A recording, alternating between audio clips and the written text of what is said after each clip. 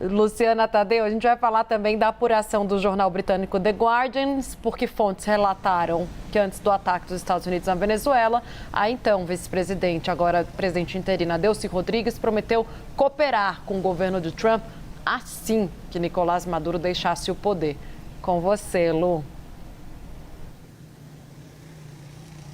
Tainá, Uribe, boa tarde para vocês, para todos que nos acompanham. A movimentação do olhar é porque a gente está na ponte que conecta a Colômbia com a Venezuela e com muita gente passando aqui. Então a gente fica sempre atento para ver o que está acontecendo com o movimento aqui nesse que é um dos principais pontos de conexão entre a Colômbia e a Venezuela. Mas, Tainá, reportagem muito importante do jornal The Guardian, um jornal britânico, que diz, com base em 4 fontes familiares que participaram ou que tiveram contato com informações dessas discussões de alto nível e afirmam que Delcy Rodrigues, atual presidente interina da Venezuela, que era vice de Nicolás Maduro, e seu irmão Jorge Rodrigues, que é o presidente da Assembleia Nacional da Venezuela, prometeram colaborar com o governo de Donald Trump depois que Maduro deixasse o poder e disseram, inclusive, que estariam de acordo com a saída, que receberiam bem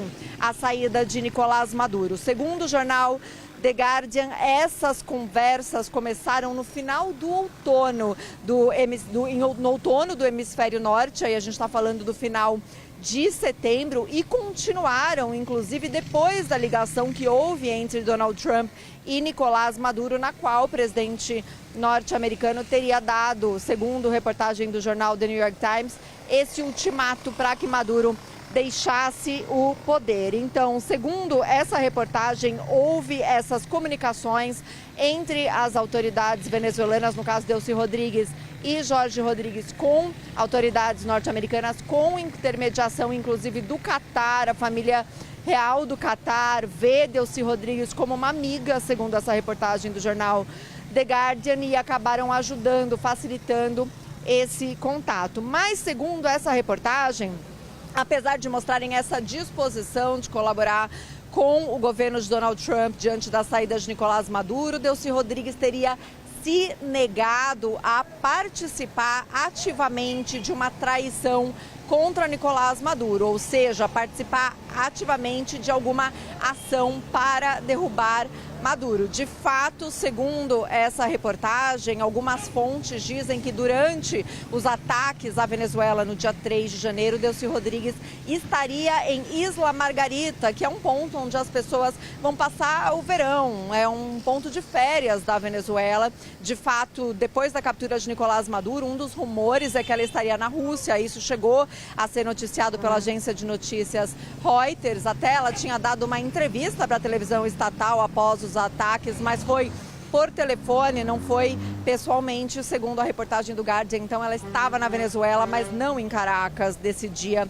dos ataques. Então essa reportagem mostra que houve, segundo essas fontes, essas 4 fontes, conversas entre Delcy Rodrigues, Jorge Rodrigues e as autoridades norte-americanas. Diz que havia uma desconfiança inicial do secretário de Estado Marco Rubio em relação a manter um vínculo a que o governo da Venezuela se perpetuasse com integrantes do atual regime, mas que ele acabou vendo Delcy Rodrigues e suas promessas como a melhor opção para que a Venezuela não entrasse no caos. A prioridade dos Estados Unidos, segundo essa reportagem, era que não houvesse uma guerra civil na Venezuela, como eram as previsões no caso de uma saída de Nicolás Maduro. É importante ressaltar que nos últimos dias também houve a informação publicada pela agência de notícia Reuters de que Diosdado Cabello, o ministro do Interior da Venezuela, teria mantido conversas com os Estados Unidos previamente, desde, na verdade, o começo do governo de Donald Trump,